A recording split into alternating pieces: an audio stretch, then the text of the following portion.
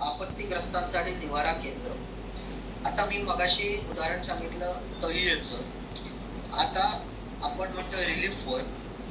आपत्तीग्रस्तांसाठी निवारा केंद्र उभारण्यात आली तळीयेमध्ये, जी आपत्तीग्रस्तांसाठी तात्पुरती होती. त्याला आज काही वर्ष झाली आणि ती अजूनही तात्पुरतीच आहे.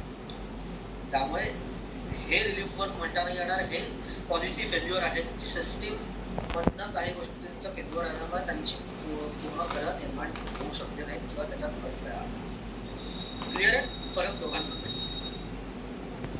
प्लेग, तुम्ही इतिहासात बघितलं असेल तर प्लेगची साथ आली स्वातंत्र्यपूर्व काळात. प्लेगच्या साथीमध्ये केलेलं कार्य हे रिलीफ वर्क होतं. इन्स्टंट घरच्या घर रिकामी व्हायची, लोकांना बाहेर काढण्यात यायचं, लोकांना ट्रीटमेंट नाही मिळाली तर तिथल्या तिथे जागच्या जागी माणूस मरायचा. सो ही झाली इन्स्टंट. आता एखाद्या माणसाला HIV झालेला आहे तर त्याच्यासाठी रिलीफ वर्क हे केलं जाऊ शकतं का? नाही केलं जाऊ शकत. त्याच्यासाठी वेलफेअर गोष्टी करणं अपेक्षित आहे. कसं ते आपण बघूया. आता